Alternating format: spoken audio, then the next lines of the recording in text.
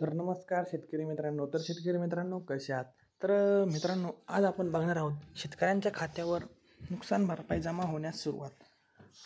मित्रांनो, तुम्ही आपल्या चॅनलवरती नवीन आला असेल तर चॅनलला सबस्क्राईब नक्की करा मित्रांनो, आणि आपल्या व्हिडिओला लाईक करा आणि व्हिडिओ जास्तीत जास्त तुमच्या शेतकरी मित्रांपर्यंत पोहोचवण्याचा प्रयत्न करा मित्रांनो. तर चला मित्रांनो, बघूया. महाराष्ट्रातील शेतकरी बांधवांसाठी आनंदाची बातमी आहे. राज्य सरकारने अतिवृष्टीमुळे नुकसान झालेल्या शेतकऱ्यांना वाढीव मदत देण्याचा निर्णय घेतला आहे. या निर्णयामुळे विदर्भ आणि मराठवाड्यातील शेतकऱ्यांना मोठा दिलासा मिळणार आहे.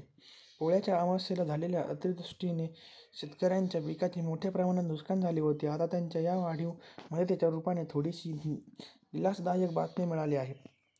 1 आणि 2 सप्टेंबर रोजी राज्यात झालेल्या मुसळधार पावसाने शेतकऱ्यांचे अतोनात नुकसान केले. अनेक ठिकाणी पिकांच्या डोक्यावरून पाणी वाहून गेले, तर काही ठिकाणी 2 दिवस शेतात पाणी साचून राहिल्याने पीक पूर्णपणे नष्ट झाले.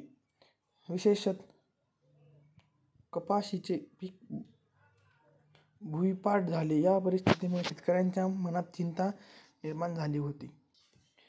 राज्य सरकारने शेतकऱ्यांच्या व्यथा समजून घेतल्या आणि त्यांना वाढीव मदत देण्याचा निर्णय घेतला आहे. या निर्णयानुसार कोरडवाहू क्षेत्रातील शेतकऱ्यांना हेक्टरी 13,700 रुपये नुकसान भरपाई मिळणार आहे. उदाहरणार्थ, जर एखाद्या शेतकऱ्याकडे 3 हेक्टर क्षेत्र असेल तर त्याला 40,800 रुपये मिळतील. तर बागायती क्षेत्रातील शेतकऱ्यांना हेक्टरी 17,000 रुपये मदत मिळणार आहे.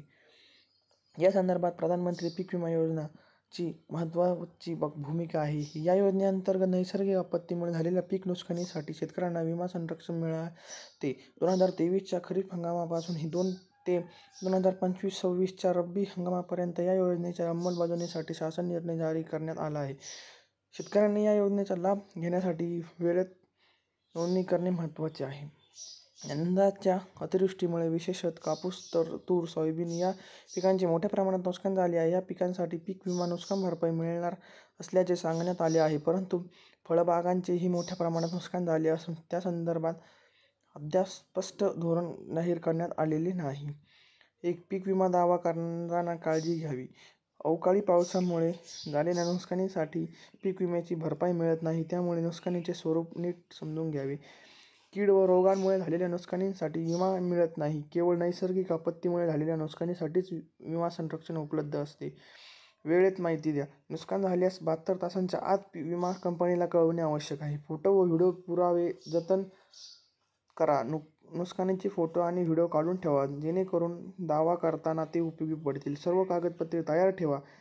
सातबारा उतारा, पेरणी प्रमाणपत्र, बँक पासबुक इत्यादी कागदपत्रे तयार ठेवा. तर मित्रांनो, तुम्ही हे समजून घेतलंच असेल. तर आपण आता भेटूया पुढच्या व्हिडिओमध्ये. तोपर्यंत तुम्ही आपल्या चॅनलला सबस्क्राईब करून ठेवा. तर चला मित्रांनो, पुढच्या व्हिडिओमध्ये भेटू. तोपर्यंत धन्यवाद.